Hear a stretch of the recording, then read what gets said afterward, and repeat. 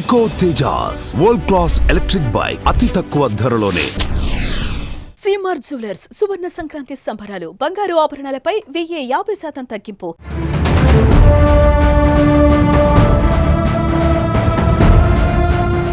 ప్రేమ గుడ్డిదని చాలా మంది అనేక సందర్భాలలో చెబుతుంటారు.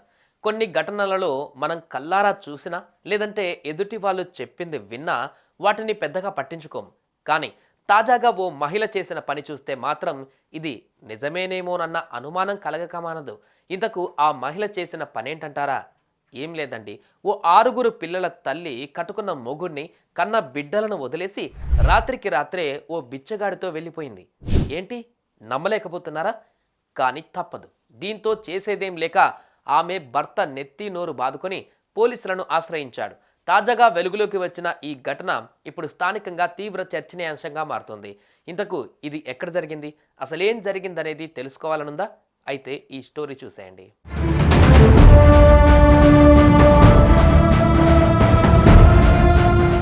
అది ఉత్తరప్రదేశ్ హార్దోయ్ జిల్లాలోని హార్పల్పూర్ ఓ మారుమూల గ్రామం. ఇక్కడే రాజ్కుమార్, రాజేశ్వరి అనే దంపతులు నివాసం ఉంటున్నారు. వీరికి 6 పిల్లల సంతానం. భర్త స్థానికంగా కూలినాలి పని చేస్తూ భార్యా పిల్లలను పోషించేవాడు. అలా వీరి సంసారం సాగిపోతూ వచ్చింది. ఇదిగో ఈ టైంలోనే ఎంటర్ అయ్యాడు నహ్నే పండిత్ అనే 45 ఏళ్ల వ్యక్తి. హార్పల్పూర్ ఊళ్ళోనే భిక్షాటన చేస్తూ అప్పుడప్పుడు రాజ్కుమార్ పెట్టింది తిని ఆ తర్వాత అక్కడి నుంచి వెళ్ళిపోయేవాడు. అలా ఈ నాన్హే పండిత్ తరచూ రాజ్కుమార్ ఇంటికి వస్తూ పోతూ ఉన్న సమయంలోనే మెల్లమెల్లగా రాజ్కుమార్ భార్య అదే రాజేశ్వరిపై కన్నేశాడు. రోజు ఆమెతో మాట్లాడుతూ ఉండడంతో ఆమె కూడా అతడికి గ్రీన్ సిగ్నల్ ఇచ్చింది. ఇంకేముంది, ఇద్దరి మధ్య ప్రేమ అనే మొగ్గ తొడిగింది.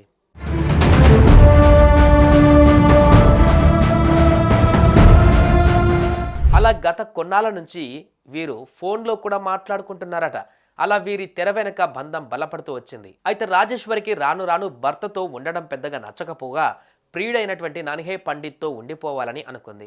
సందు చేసి వెళ్ళిపోవాలని ఎప్పటి నుంచో ప్రయత్నాలు చేస్తూ వచ్చింది. ఇక ఆ రోజు కూడా రానే వచ్చింది. ఇటీవలే అంటే జనవరి 3న మీకు బట్టలు తీసుకువస్తానని తన పెద్ద కుమార్తెకు చెప్పి ఆ రోజు సాయంకాలం రాజేశ్వరి ఇంటి నుంచి వెళ్ళిపోయింది. చీకటి పడింది. భార్య రాజేశ్వరి ఇంకా ఇంటికి రాలేదు.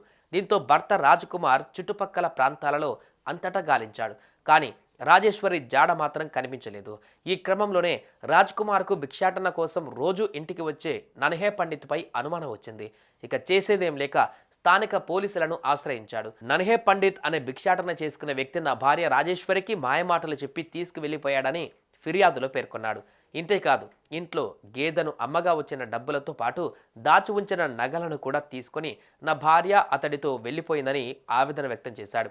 రాజ్కుమార్ ఫిర్యాదు మేరకు భారతీయ న్యాయ సంహిత సెక్షన్ 87 కింద కేసు నమోదు చేసుకున్న పోలీసులు దర్యాప్తు చేస్తున్నారు. ఇదే ఘటన ఇప్పుడు స్థానికంగా తీవ్ర చర్చనీయాంశంగా మారుతోంది.